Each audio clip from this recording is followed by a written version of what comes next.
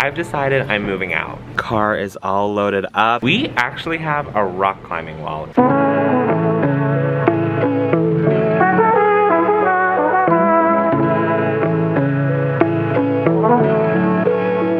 Good morning, friends. It's around 10 a.m. right now, and I'm about to head out to the airport. I'm in Chicago right now in our apartment, and I'm commuting back to Houston today. Tomorrow, I start a 6-day block reserve, which means I'm good for 6 days. Who knows what crew scheduling is gonna give me. They could literally give me a 6-day trip if they wanted to. And it's Super Bowl weekend, and Valentine's Day is on Monday, so I'm definitely gonna be working. I was fortunate enough on my last reserve block. They actually released me for all my reserve days ahead of time. So that morning, I commuted into Houston, saw my schedule that I was released for all my reserve days, and then immediately flew to Chicago so I could spend time with John. We've had so much fun. It was so nice just to hang out with each other, relax, take it easy. But now it's time to go back to work. So I just got out of the shower. I'm gonna finish packing up the last few minute things, and then I'm gonna head over to the train to O'Hare. Also, yes, I was wearing this exact same shirt the last time you saw me because I did not pack accordingly for my little trip up to Chicago. We are being an outfit repeater. Lizzie McGuire, you are an outfit repeater.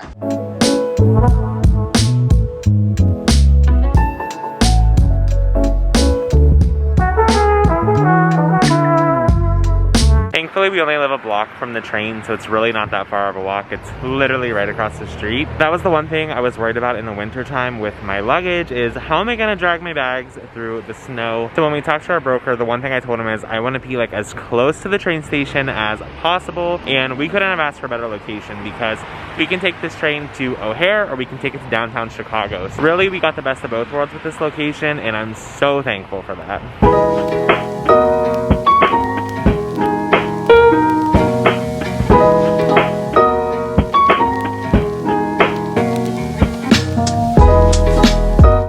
Stand with my back against something when I'm waiting for the train. Always, no matter what, against some sort of solid object.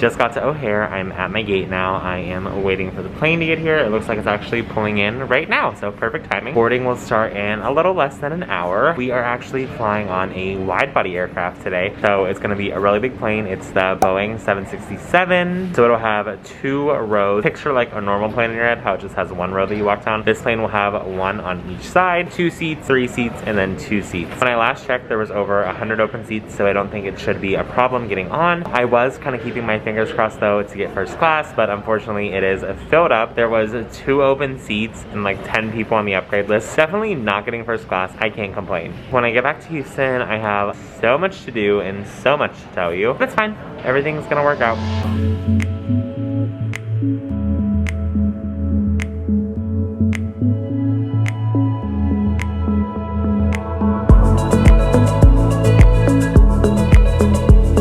Hey y'all, so I am actually commuting right now back to Houston. I went home to Tampa for a few days. First off, I want to say, you guys are all asking like, where's your flight attendant vlogs? I do have some more exciting vlogs coming up. I'm actually commuting into Houston right now to work an international trip, which is super exciting. Y'all definitely want to make sure you stay tuned and subscribe so you don't miss that vlog. I actually have 2 international trips coming up this week. How crazy is that? But there's something I've been meaning to tell y'all, and I think you'll be really interested to hear about this. So y'all know I posted a video I moved into a crash pad in Houston. I did a whole tour for you guys, showed you around. The bed in the middle is obviously mine. The living room, kitchen, it's a little bit dirty. Well, I've decided I'm moving out. I am leaving my crash pad. I am going to a new crash pad in Houston. Goodbye, crash pad. This is my new bed. I don't think you guys have seen this. I just moved into this bed last week, but I'm officially out of here. So goodbye to this bed. Make sure I have everything. The lock for my suitcase. Everything's off my rack.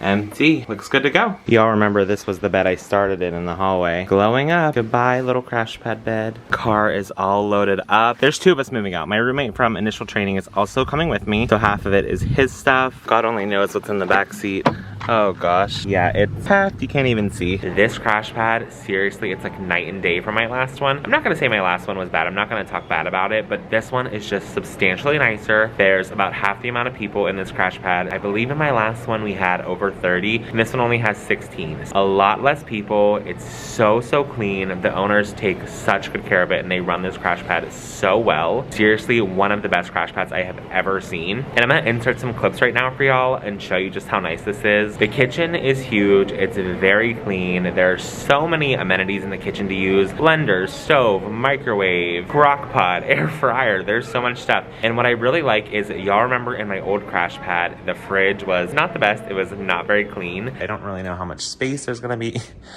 Yeah, pretty full.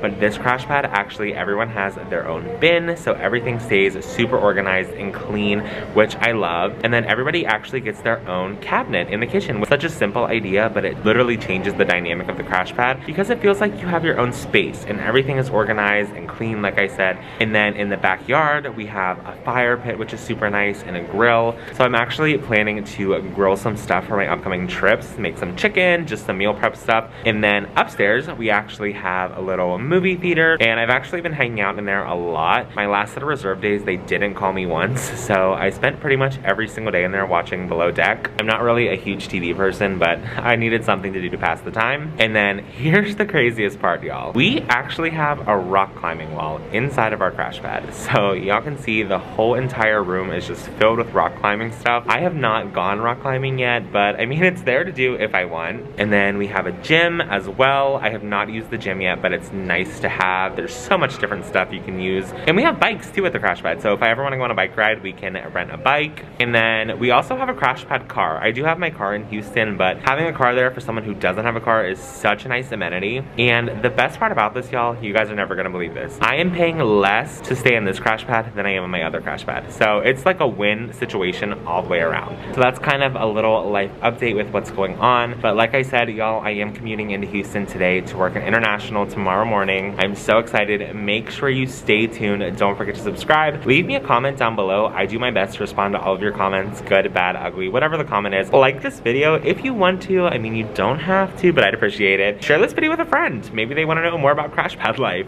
I will definitely see you guys in the next video. Bye. I got on me right now. Strong point at it. Pull up. We gon' do that. Pull up. Say pull up. Run it back. Say pull up. Say pull up. Say pull up. Say pull up. Yeah. She get to the